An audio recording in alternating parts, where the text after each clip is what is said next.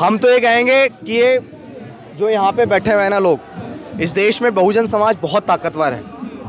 अगर ये लोग आवाज़ लगाएंगे, ये लोग कहेंगे कि सिर्फ जंतर मंतर पे नहीं, हमें पूरे देश के अंदर आंदोलन चाहिए, तो हम यकीन दिलाते हैं कि बाबा साहेब अम्बेडकर के वंशज आज इस देश में इतने मजबूत हैं कि वाकई इस पूरे देश में सड़क पे पैर रखने की जगह नहीं मिलेगी। अच्छा, इतना बड़ा आंदोलन बना देंगे? बिल्कुल बना देंगे।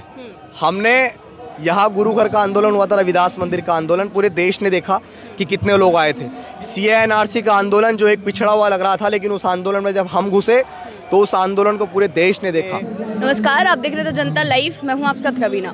8वां दिन हो गया आज जब पहलवान जंतर मंतर पर बैठे हुए हैं अपनी मांगों को लेकर और उठने से मना कर रहे हैं। तमाम लोग जो है, पूरी जनता जो है देश की, वो उनके साथ अपना समर्थन दिखा रही है और जो भी नेता है वो अपना समर्थन दिखाने के लिए इन लोगों के पास आ रहे हैं। मौजूद है अभिषेक जी हमारे साथ हैं, शायर भी हैं, तो इनसे जानेंगे कि ये जो सारा मामला चल रहा है, आज 8वां दिन हो गया है, 6 दिन के बाद FIR हुई है, काफ़ी सारे आरोप भी लगने लगे हैं पहलवानों पर, उन पर इनका क्या कहना है? सर, सबसे पहला सवाल, उन्होंने भी कहा, चंद्रशेखर आज़ाद जी ने भी, कि इनको अब जाट समाज का बताया जा रहा है, उस पर क्या कहना है आपका? देखिए, भारत देश की बड़ी हकीकत है कि जो जाति है वो नहीं जाती है। जब वो देश के लिए मेडल लेके आते हैं तो वो देश का गौरव होते हैं, लेकिन जब उनके साथ अन्याय होता है, उनके साथ यौन शोषण, ऐसे उत्पीड़न होते हैं, तो उस समय उनको न्याय ना देना पड़े, इसलिए उनको सरकार के लोग जातियों में बांट देते हैं। तो मैं यही कहता हूँ हमेशा कि जाति इस देश की बड़ी हकीकत है, और शायद ये बड़ी विडंबना है कि देश के वो प्रतिभाशाली नौजवान, वो महिलाएं जिनको बाबा साहेब अम्बेडकर के संविधान से पहले कोई अधिकार नहीं था, लेकिन वो आज देश के लिए मेडल जीत के लाती हैं, देश का गौरव है।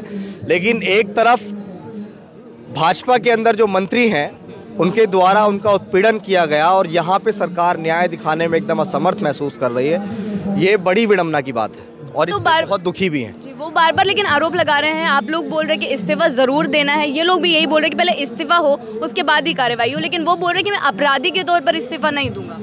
देखिए, हमने, यार आप कमाल कर रहे हैं, आपको इस देश में न्यायिक व्यवस्था है उस पर भरोसा है या नहीं है? अब वो बार बार बताए थे कि कमेटी बनाई है।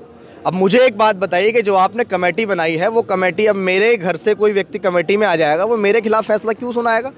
अगर आपको कमेटी बनानी तो कमेटी निष्पक्ष होनी चाहिए।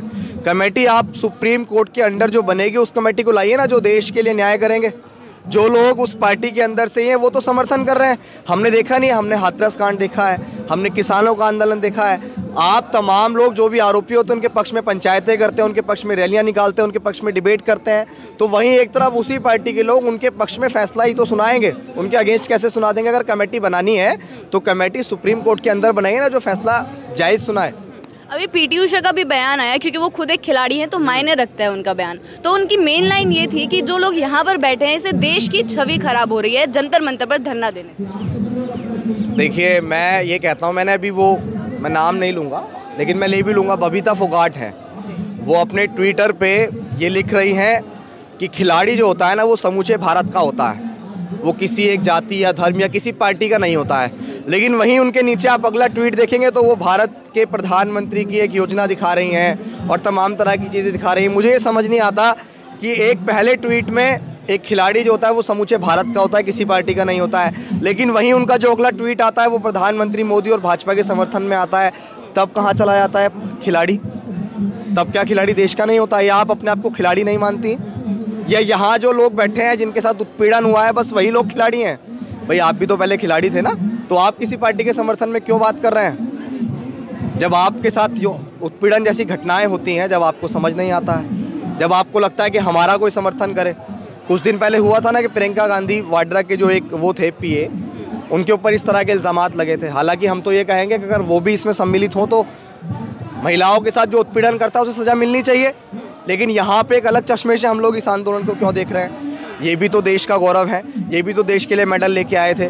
लेकिन मैं तो यहाँ उन हुक्मरानों के लिए कहूँगा जो लोग ये सोच रहे हैं कि जब हमारे ऊपर बात आती है, जब न्याय की चीज़ अलग होती है, और जब इस देश का जो नौजवान है, यूथ है जो बैठा है, तो वो छवि खराब कर रहा है भारत की। यार, ये तो लोकतंत्र है और इसमें आंदोलन भारत की लोकतंत्र की सबसे बड़ी खूबसूरती है। बताया ना शेखर भाई ने कि यहाँ विरोध भी होता है, यहाँ समर्थन भी होता है, यहाँ आंदोलन भी होता है, यहाँ न्याय के लिए आवाज़ भी उठती है। लेकिन उन हुक्मरानों से कहेंगे कि रहा के दरिया का किनारा भी कभी आएगा, वक्त अभी आपका है तो क्या हुआ, वक्त तो कभी हमारा भी आएगा। हम तो ये कहेंगे कि ये जो यहाँ पे बैठे हुए हैं ना लोग, इस देश में बहुजन समाज बहुत ताकतवर है।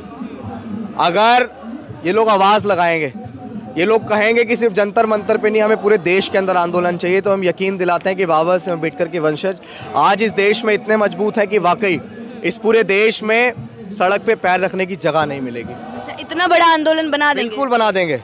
हमने यहाँ गुरु घर का आंदोलन हुआ था, रविदास मंदिर का आंदोलन, पूरे देश ने देखा कि कितने लोग आए थे।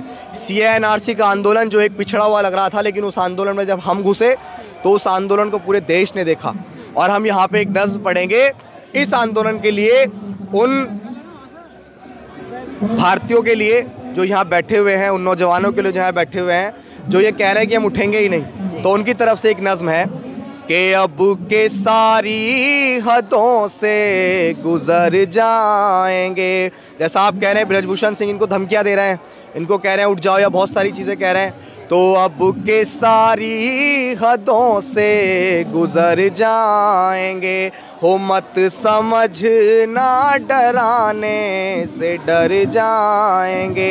हो मौत के नाम का खौफ देता है क्यों, मौत जिस रोज़ आएगी मर जाएंगे। ज़िंदगी और मौत ये हकीकत है, जो आया है वो जाएगा भी। एक ही जान है, या तो अल्लाह ले ले या मोहल्ला ले ले, लेकिन जिएंगे भी शान से और मरेंगे भी शान से।